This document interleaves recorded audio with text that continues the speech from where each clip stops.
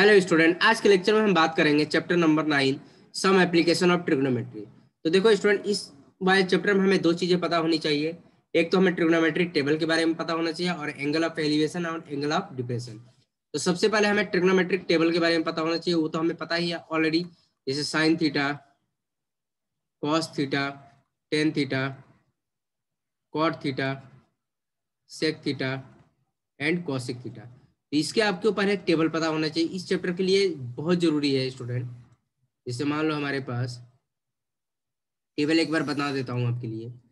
जैसे थीटा हो गया 0 डिग्री पहले तो, ठीक है, 0 डिग्री, ये 30 degree, in 45 degree, 60 degree and 90 degree, ठीक है। और इस पर हमने सारी वैल्यू भी बता रखा है, एक बार आपको रिमाइंड कर देते हैं स्टूडेंट। इस पर कितनी वैल्यू होती है? 0 होती है। इस पर हाफ होती है 1/√2, √3/2 एंड 1। इस पर कितनी वैल्यू होती है? 1, √3/2, 1/√2, 1/2 एंड 0। टेन थीटा क्या हो जाएगा स्टूडेंट? टेन थीटा होता है sine theta by cos theta. Clear है? यहाँ से हम इसकी वैल्यू निकाल 0 देखो 0/1 कितना होगा? 0 हो जाएगा। ये कितना हो जाएगा? 1/√3 हो जाएगा। ये कितना हो जाएगा? 1 हो जाएगा। ये √3, 1/0 कितना होगा? Not defined. क्लियर है? कॉस थीटा, कॉट थीटा क्या हो जाएगा? कॉट कॉट थीटा जो हो जाएगा स्टूडेंट, कॉट थीटा क्या होगा? Cos theta upon sine theta, मतलब टेन थीटा का रेसिप्रोकल। ठीक है, तो ये क्या हो जाएगा? इनफाइनाइट, मतलब जस्ट उल्टा लिख देंगे। √3 हो जाएगा, 1 हो जाएगा, 1/√3 होगा और ये 0 हो जाएगा। क्लियर है? इतनी बात समझ में आई? एंड सेक थीटा जो होगा स्टूडेंट, सेक थीटा जो होगा 1/cos थीटा होगा। ठीक है, तो ये कितना हो जाएगा? 1/cos थीटा, मतलब 1/1 1 हो जाएगा। ये कितना होगा? 2/√3 हो जाएगा। क्लियर है? ये कितना होगा? √2 होगा, √2 होगा, ये 2 होगा और ये इनफाइनाइट होगा। मतलब इनफाइनाइट का मतलब क्या है? Not defined. ठीक है, not defined, not defined. Clear है स्टूडेंट? एंड कॉसेक थीटा जो होगा, कॉसेक थीटा जो होता है, ध्यान देना, कॉसेक थीटा वो होता है 1/sin थीटा। क्लियर है? 1/sin थीटा, तो 1/sin theta 1/0, not defined. Clear है? ये 2 हो जाएगा, ये √2 होगा, ये 2/√3 हो जाएगा और ये 1 हो जाएगा। क्लियर है? इतनी बात समझिए। तो ये पहले आपको टेबल क्लियर होना चाहिए इस चैप्टर के लिए। इसके बाद दूसरी बातें होनी चाहिए। दूसरी बात, angle of elevation, angle of elevation and दूसरा हमें पॉइंट पता होना चाहिए एंगल ऑफ डिप्रेशन। ये क्या होता है? ठीक है, एंगल ऑफ डिप्रेशन। तो ये दो एंगल के बारे में आपको पता होना चाहिए स्टूडेंट। तो देखो, हम डायग्राम्स की हेल्प से समझने की कोशिश करते हैं कि एंगल ऑफ एलिवेशन क्या होता है, एंगल ऑफ डिप्रेशन क्या होता है। ठीक है, तो डायग्राम की हेल्प से हम समझेंगे। जैसे मान लो ये, सपोज करो हमारे पास कोई ऑब्जेक्ट है। ठीक है, जैसे मान लो ये कुतुब मीनार है। कुतुब मीनार के टॉप लेवल पे यहाँ से हम खड़े होकर देख रहे हैं। तो यहाँ से अगर हम खड़े होकर देख रहे हैं, सपोज करो ये हॉरिजॉन्टल लाइन है और इसके ऊपर अगर हम देख रहे हैं, तो जो ये देखो, ये गर्ल्स है और ये देखो एंगल ऑफ एलिवेशन। हम ऊपर के टॉप के लेवल की टॉप को देखेंगे तो इस जिस गर्दन थोड़ा अप करनी पड़ेगी। तो ये जो लेवल होगा इसको हम एंगल ऑफ एलिवेशन बोलते हैं, इसी को हम एंगल ऑफ एलिवेशन बोलेंगे। ठीक है, और जिस लाइन के थ्रू देख रहे हैं वो क्या होगा? लाइन ऑफ साइट होगी। ठीक है, लाइन ऑफ साइट होगी। क्लियर है? और इसका देखो, ये तो रियल डायग्राम है, इसका तुम्हारा रफ डायग्राम, ये तुम्हारा रफ डायग्राम है, ये यहाँ पर ट्रायंगल शेप में डायग्राम है। ठीक है, पेपर में भी आपको इसी टाइप का डायग्राम हमें बनाना होगा। ठीक है, जिससे मतलब देखो ये गर्ल है, काइट को देख रही है, मतलब काइट क्या है? एक ऑब्जेक्ट का काम कर रहा है। तो उसको अगर हम, जैसे हॉरिजॉन्टल लाइन है, हॉरिजॉन्टल लाइन से तो सीधा देख रहे हैं, बट काइट होगा तो जस्ट गर्दन को ऊपर करनी पड़ेगी। तो ये एंगल जो होगा, इसको लाइन को क्या बोलेंगे? हॉरिजॉन्टल लाइन बोलेंगे।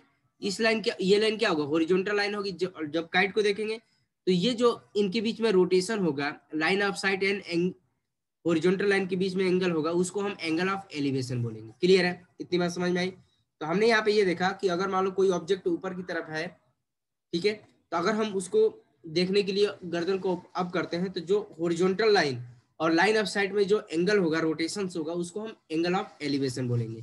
क्लियर है? इतनी बात समझ में आ रही है स्टूडेंट? अब देखो, एंगल ऑफ डिप्रेशन क्या होते हैं। अगर मान लो हम जैसे किसी बिल्डिंग पर खड़े हैं, ठीक है, बिल्डिंग पर खड़े हैं, सीधा सीधा खड़े हैं, तो ये हॉरिजॉन्टल लाइन हो जाएगा। सीधा सीधा अगर मान लो देखेंगे तो ये हॉरिजॉन्टल लाइन होगा। लेकिन अगर सपोज करो कि हमारे नीचे से मतलब अपोजिट साइड से कार मूविंग कर रही है, हमारे साथ साइड आ रही है, तो हमें गर्दन थोड़ी नीचे करके देखनी पड़ेगी। तो इस रोटेशन को line of side and horizontal line के बीच के रोटेशन को हम क्या बोलते हैं? एंगल ऑफ डिप्रेशन बोलते हैं। तो अगर रफली अगर हम डायग्राम बोले बनाया जाए तो ये डायग्राम बन जाएगा, ठीक है। ये जो होगा एंगल, इसको हम एंगल ऑफ डिप्रेशन बोलेंगे, एंगल ऑफ डिप्रेशन। क्लियर है? इतनी बात समझ में आई? आई थिंक सब बच्चों को समझ में आ गया कि एंगल ऑफ एलिवेशन क्या होता है, एंगल ऑफ डिप्रेशन। तो एंगल ऑफ एलिवेशन क्या है? जब कोई ऑब्जेक्ट को हम ऊपर कर गर्दन ऊपर करके देखते हैं ऊपर की तरफ, तो उससे जो बनता है एंगल, एंगल ऑफ एलिवेशन होता है। अगर हम गर्दन नीचे करके कोई ऑब्जेक्ट को देख रहे हैं, तो जो हॉरिजॉन्टल लाइन और उनके लाइन ऑफ साइट में एंगल ऑफ रोटेशन है, उसको हम एंगल ऑफ डिप्रेशन बोलेंगे। क्लियर है? तो ये हो गया एग्जाम्पल आपका एंगल ऑफ डिप्रेशन का, और ये हो गया आपका एंगल ऑफ एलिवेशन का। क्लियर है? इतनी बात समझ में आ रही है स्टूडेंट? तो आपको देखो क्लियरली समझ में आ रहा है एंगल ऑफ एलिवेशन कब होगा, एंगल ऑफ डिप्रेशन कब होगा, ठीक है। तो इस केस में हमारा एंगल ऑफ एलिवेशन बनेगा, और इस केस में हम अगर हम ऊपर से नीचे देखेंगे तो एंगल ऑफ डिप्रेशन बनेगा। क्लियर है? इतनी बात समझ में आ रही है स्टूडेंट? तो देखो डायग्राम, देखो अब क्वेश्चन करेंगे तब एग्जैक्ट समझ में आएगा बेसिकली ये यूज कहाँ पर हो रहा है। ये दो चीजें पता होनी चाहिए, एक तो टेबल पता होना चाहिए, ट्रिग्नोमेट्रिक रेशियो का ये टेबल पता होना चाहिए, और ये एंगल ऑफ एलिवेशन और एंगल ऑफ डिप्रेशन के बारे में पता होना चाहिए। तो देखो स्टूडेंट, कुछ क्वेश्चन करके देखते हैं, तब हमें एग्जैक्ट आइडिया लग पाएगा बेसिकली क्या हो रहा है। ये देखो, अ टावर स्टैंड वर्टिकली, ठीक है, एक टावर है वर्टिकली, ये टावर है, ठीक है। ये टावर मैंने पेपर में आपका डायग्राम नहीं दिया होगा, ठीक है, तो आपको डायग्राम बनाना होगा student.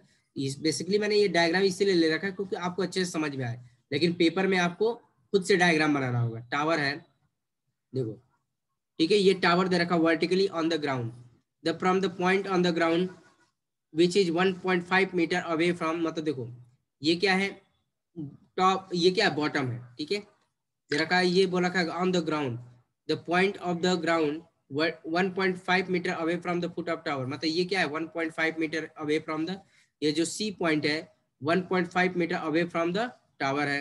Angle of elevation of the top of tower, angle of elevation मतलब टावर के अगर टॉप को देख रहे हैं तो एंगल ऑफ एलिवेशन कितना दे रखा है, 60 डिग्री दे रखा है, ठीक है।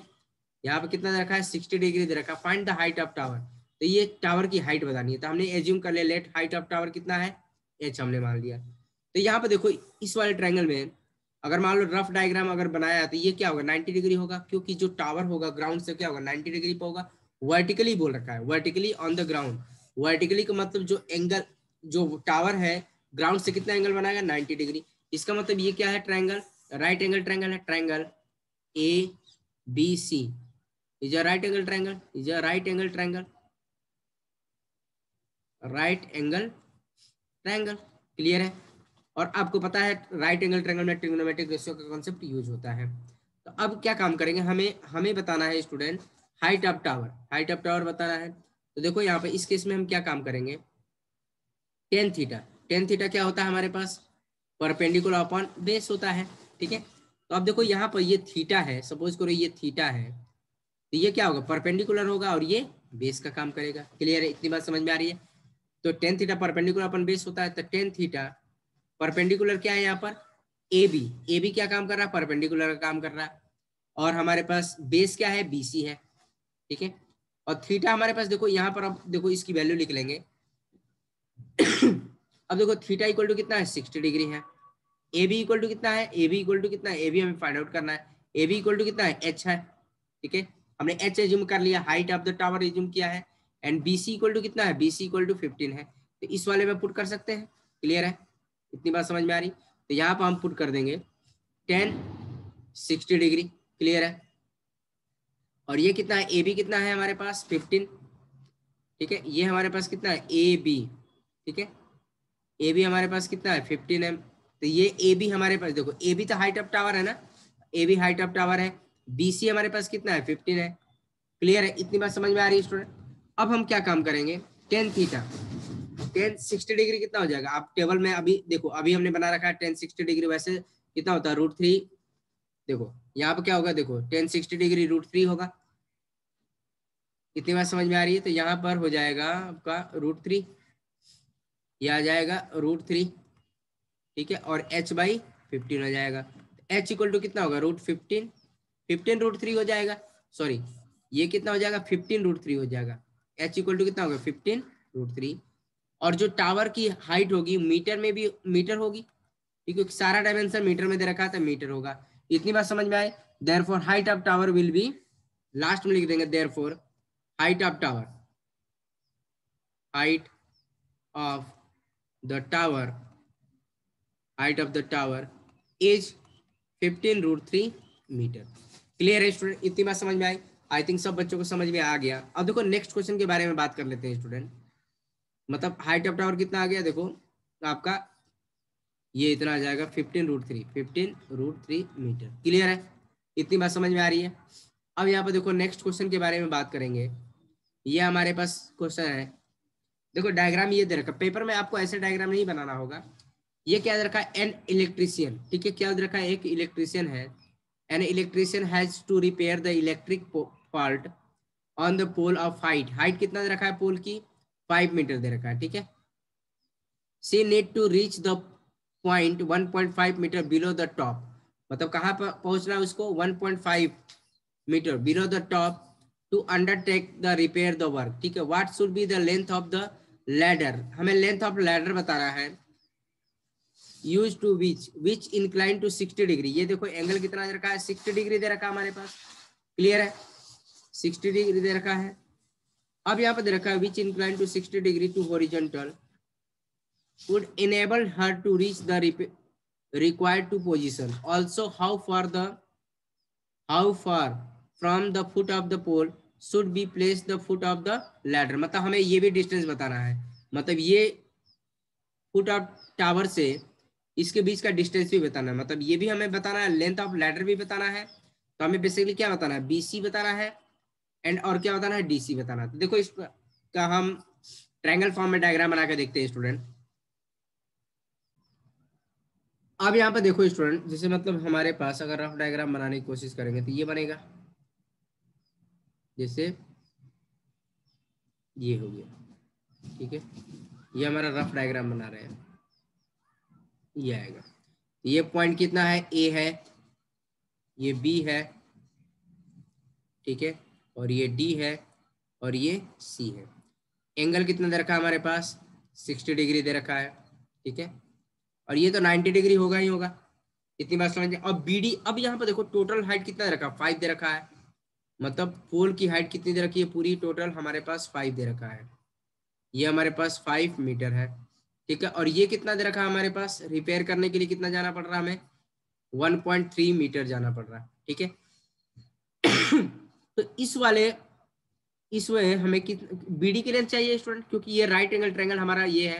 अब ध्यान देना, राइट एंगल ट्रायंगल हमारे पास क्या है, ये है, ध्यान दो, मैं इसको पेंट कर दे रहा हूँ, ठीक है, ये हमारा राइट एंगल ट्रायंगल है। अब यहाँ पे ध्यान देना स्टूडेंट, ठीक है।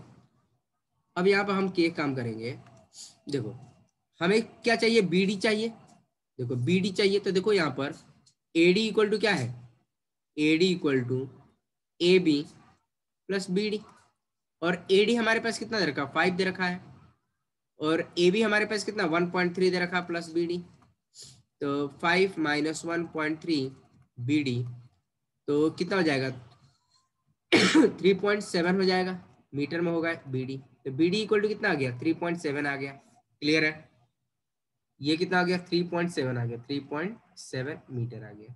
इतनी बात समझ में आ रही है।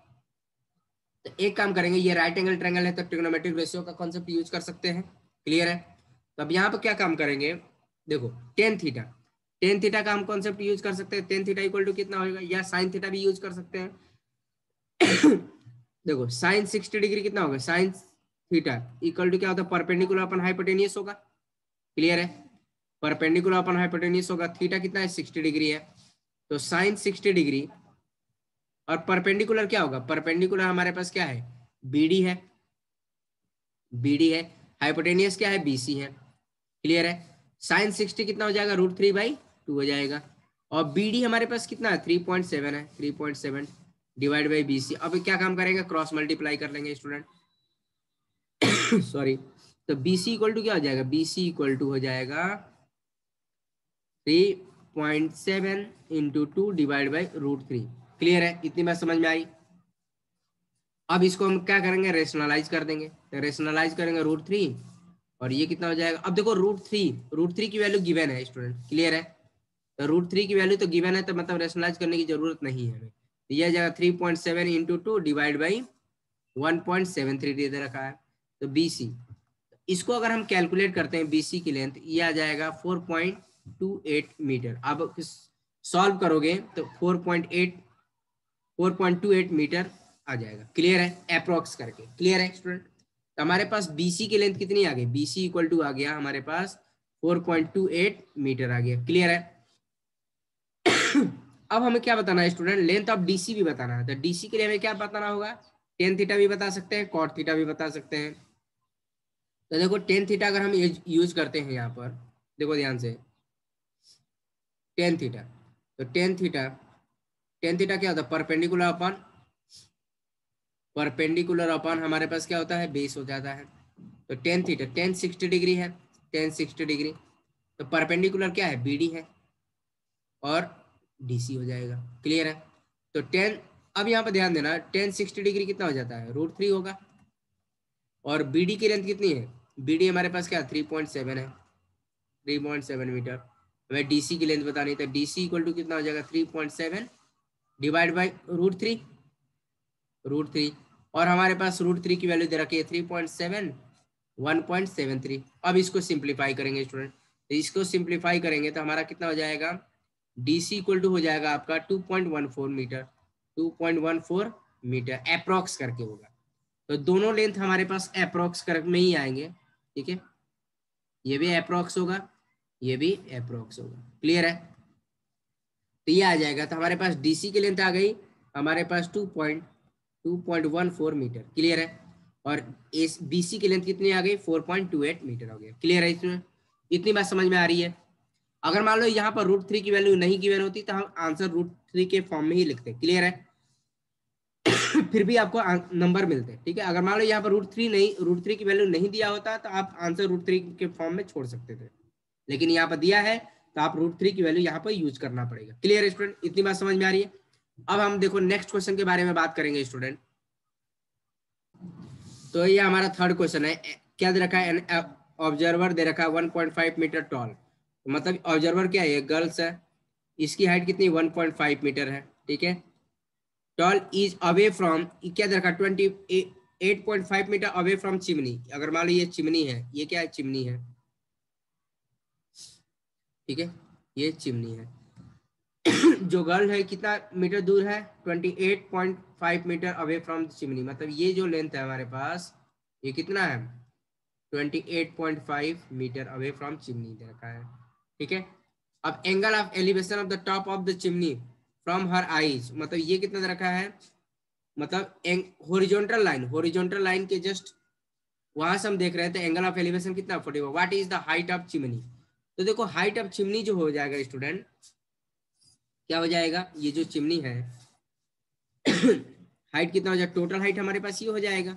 ठीक है, तो यहाँ से यहाँ तक हमने कितना मान लिया, एच मान लिया। ठीक है, यहाँ से यहाँ तक एच मान लिया। तो हाइट ऑफ चिमनी जो होगा basically, height height of the chimney ये होगा h प्लस 1.5 होगा। क्लियर है, इतनी बात समझ में, आई थिंक सब बच्चों को समझ में आया, h प्लस 1.5 मीटर। क्लियर है, क्योंकि हम कौन सा ट्रायंगल के बारे में बात करेंगे, हम इस वाले ट्रायंगल के बारे में बात करेंगे। ये जो ट्रायंगल बन रहा है, या ये वाला ट्रायंगल, ठीक है, ये वाला ट्रायंगल, इसके बारे में हम बात करेंगे। ठीक है, और यहाँ पर गर्ल्स की हाइट तो कंसिडर करेंगे ही नहीं, क्यों, इतनी बात समझ में आई। अब यहाँ पर देखो इस वाले ट्रायंगल में हम बात करेंगे, इन ट्रायंगल, देखो इन ट्रायंगल डी, ये पॉइंट क्या है, ई है। ठीक है, ई ए, इन ट्रायंगल डी ई ए, और ये कितना है एंगल, ये 90 डिग्री है, ये 90 डिग्री होगा। क्लियर है, इतनी बात समझ में आए। एंगल ई कितना है 90 डिग्री। तो हम यहाँ पर तुम्हारा ट्रिग्नोमेट्रिक रेशियो का कॉन्सेप्ट यूज कर सकते हैं। तो यहाँ पे क्या यूज कर सकते हैं, टेन थीटा। टेन थीटा क्या होता है, परपेंडिकुलर अपन बेस होता है।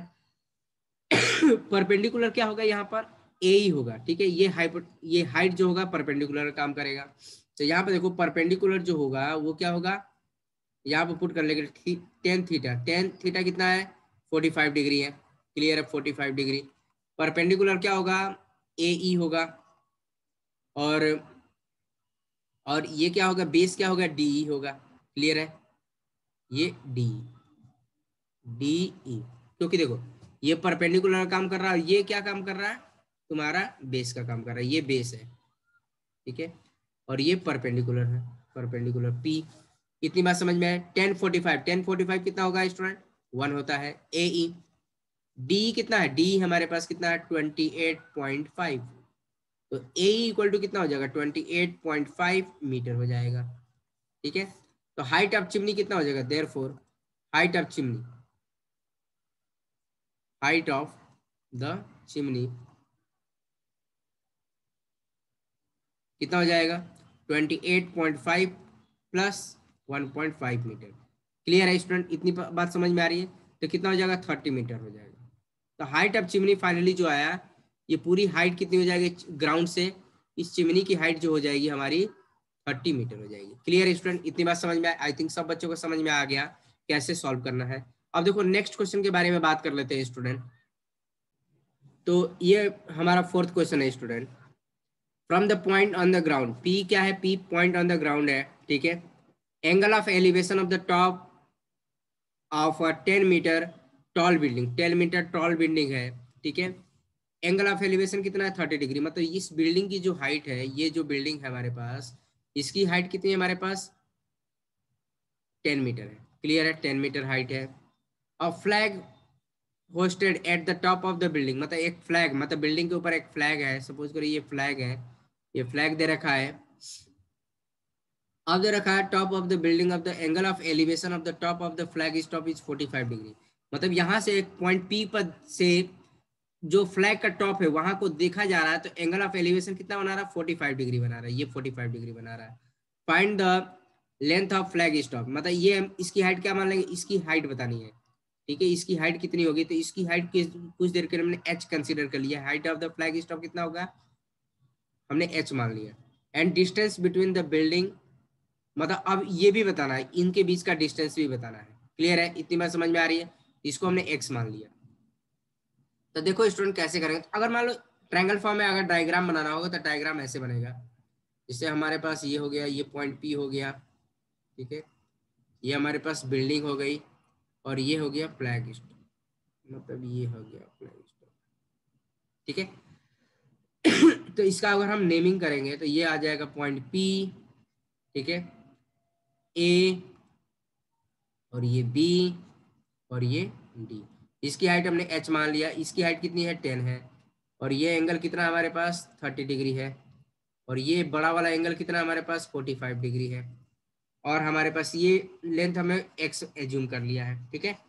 हमने क्या एज्यूम किया है, let let D B equal to कितना माना हमने एच माना है, and P A equal to हमने क्या माना है एक्स माना है, क्लियर है। अब पेपर में आप इसी टाइप का डायग्राम बनाएंगे स्टूडेंट, ठीक है, क्योंकि ये हमारे पास डायग्राम गिवन नहीं होगा, ये तो बुक में दे रखा था, तो मैंने आपको यहाँ पर रिप्रेजेंट किया कि कैसे बनाया जा सकता है। तो पेपर में आपको इस टाइप का डायग्राम बनाना है आपको, ठीक है। ये एंगल कितना होगा 90 डिग्री, क्यों, क्योंकि जो बिल्डिंग होगा ग्राउंड से कितना होगा 90 डिग्री पर ही होगा, क्लियर है, इतनी बात समझ में आ रही है। तो अब यहाँ पर देखो ध्यान से स्टूडेंट, अब यहाँ पर देखो हम क्या काम करेंगे, दो ट्रायंगल हमारे पास दे रखे हैं, दो राइट एंगल ट्रायंगल है, या एक ट्रायंगल ये हमारे पास दे रखा है, एक ट्रायंगल ये दे रखा है, ठीक है। तो इस वाले पहले हम इस वाले ट्रायंगल में बात करेंगे, क्लियर है, ये वाले ट्रायंगल में हम बात करेंगे। तो इस वाले ट्रायंगल में देखो ध्यान से, in triangle P A B, P A B, clear है। तो 10 30 डिग्री, अब देखो 10 30 डिग्री कितना होगा, मतलब टेन थीटा इक्वल टू कितना होता है, टेन थीटा इक्वल टू हमारे पास परपेंडिकुलर अपन बेस होता है। तो perpendicular upon base, ten tan theta कितना है 30 डिग्री है, परपेंडिकुलर क्या है 10 है, बेस क्या हमारे पास एक्स है, इतनी बात समझ में आ रही है। तो tan theta equal to 30 degree कितना होगा 1/√3 होगा, और 10 एक्स हो जाएगा, तो एक्स इक्वल टू कितना हो गया 10√3 मीटर आ गया। तो हमारे पास देखो ये तो पॉइंट तो आ गया। अब क्या आ गया देखो, अब ये हमारे पास डिस्टेंस आ गया, पी ए डिस्टेंस हमारे पास आ गया। ठीक है, इतनी बार मतलब पॉइंट पी और बिल्डिंग के बीच का डिस्टेंस हमने फाइंड आउट कर लिया। ठीक है अब हम देखो यहाँ पर हम बड़े वाले ट्रायंगल के बारे में बात करेंगे स्टूडेंट। बड़ा वाला ट्रायंगल कौन सा है? अब देखो इसको हम सेलेक्ट कर देते हैं। ये बड़े वाले ट्रायंगल के बारे में बात करते हैं, दिस वन ट्रायंगल। ठीक है, इस वाले ट्रायंगल में देना ये आ जाएगा आपका। ठीक है, तो इस वाले ट्रायंगल में हम क्या काम करेंगे? इन ट्रायंगल पी ए डी। ठीक है, टेन थीटा, इसमें भी टेन थीटा का कॉन्सेप्ट यूज करो। क्या होगा? परपेंडिकुलर अपन बेस होगा। क्लियर है? इतनी बात समझ में आ रही है स्टूडेंट? अब हम क्या काम करेंगे? टेन थीटा इस केस में क्या है? थीटा इस केस में क्या 45 डिग्री है। ये देखो बड़े वाले ट्रायंगल के लिए क्या है? 45 डिग्री है, टेन 45 डिग्री। और परपेंडिकुलर क्या है? परपेंडिकुलर क्या है? डी ए काम कर रहा है परपेंडिकुलर का। और बेस क्या है हमारे पास? पी ए है। ठीक है, तो 10 45 कितना होगा? 1 होता है। डी ए कितना है हमारे पास? डी ए हमारे पास है, डी ए को क्या लिख सकते हैं? डी बी प्लस बी ए। और पी ए हमारे पास क्या है? एक्स है। क्लियर है? तो देखो 1 इंटू एक्स क्रॉस मल्टीप्लाई कर लिया डी बी। और डी बी की लेंथ कितनी है हमारे पास? डी बी हमारे पास क्या है? एच है। और बी ए कितना है? 10 है।